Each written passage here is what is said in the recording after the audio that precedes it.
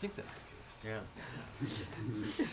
So, yeah, and that must have a whole different effect on the subconscious or something, because we're so used to those we've been black places. flickered, yeah. But it is, you know, it was always, doing installations with 16 millimeter was always such a hassle, and it was so noisy, and the prints would wear out, and there was a constant struggle with the mechanics. Yeah, there's no So comparison. now you can put something up in the, once you've got it on the computer, it'll just run forever until the light bulb burns out. Mm-hmm. And there are some people making pretty interesting work based on that. Jennifer Steinkamp is Mhm. one, Right? and I'm sure there's many that I don't know. Yeah. So I don't really mourn the loss of film. It's just like getting used to the, and who hasn't had to get used to something completely different? Yeah. In the way that they work, you know. I mean, it's affected everybody. It's as if we've lived to see the finite period in which this is a medium. Mhm. Yeah. Peter Mays was just saying that we, you know, that we may not see another film like this. And so in a way, it closes that off and says that's a finite period of time when that was a working medium. Mm-hmm. It changes the whole context of the film now. It does, yeah. It's made in an antiquated technique. Mechanical era. Like etching, it's like looking at etchings or something. Yeah, there's other things that have come and gone, you know, that we collect and cherish now. Or listening to vinyl. Yeah, Yeah. vinyl records.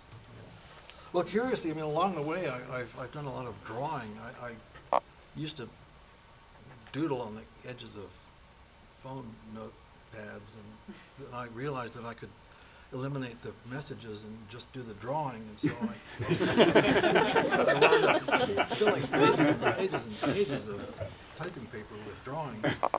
And then the scanner came along, and I could scan the drawings and make them into a file that then can be combined digitally or just reproduced in larger size. It's like the technologies are coming and going. It's like various kinds of drive formats have come and gone and left a pile of them on the shelf.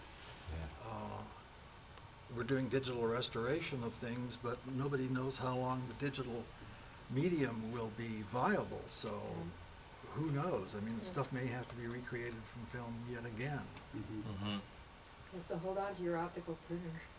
Well, I may have the last one in captivity, so. Look what happened to loop, looping projectors. I've never seen so many in museums, even though where can you get them anymore, and who's working in the medium? It's just like when it starts to go extinct, then everybody wants it or something. It's curious. There's somebody up in Montreal that makes the ones that a lot of people are using now. They're quite expensive. We have a question here. Hi. Do you know if any of the installation pieces will be ready for June?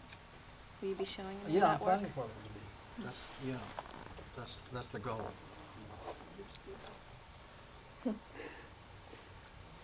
You haven't cannibalized your optical printer, have you? No, just took the camera off of one of them and put a Canon still camera in its place as a capture device. Not a permanent modification?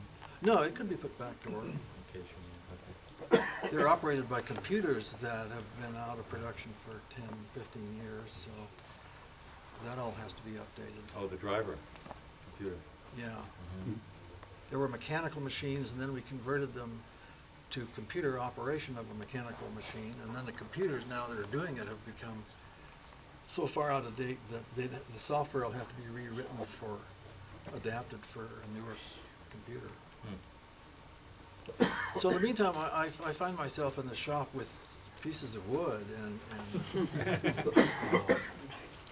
literally just sort of garden trash that I've been making stuff out of. I have no idea quite how they'll wind up existing in the world, but it just becomes a sort of great relief to say, all there is two pieces of wood and a screw going through it.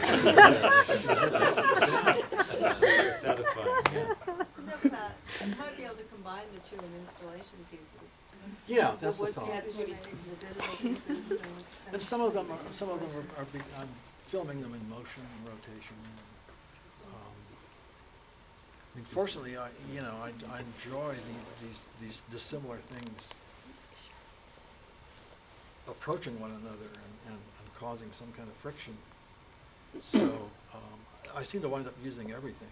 And we moved, Bev and I moved to another house, and I just started gathering stuff that was on the site. Well, we cut down some big trees. I had a lot of tree trunks, so I got a chainsaw and started cutting the tree trunks into cones, because it seemed like it was a natural for the saw, and so I'm getting a sort of collection of these pointed circular forms, a simple geometric shape, and I can't really think of an excuse for it, but it was just sort of a relief to be able to do something like that. That's neat. Chainsaw art. Yeah, and New then medium. sandpaper art, and some of them kind of look like handicrafts, kind of like stuff that you'd see hanging on the wall of a bar or something. Like little. I found a hobby shop that was selling these plaques of basswood, very finely grained wood, and I got a guy who works for me.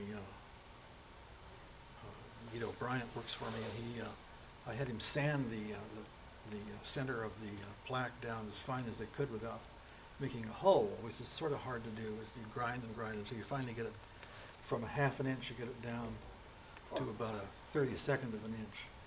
And that makes a projection surface. So then I realized I could hang that thing on the wall, cut a hole in the wall, put a projector behind it. So now I've got a little wooden plaque that's got some animation in it. It's coming through the thin layer of wood. Yeah, on the wood. So There you go.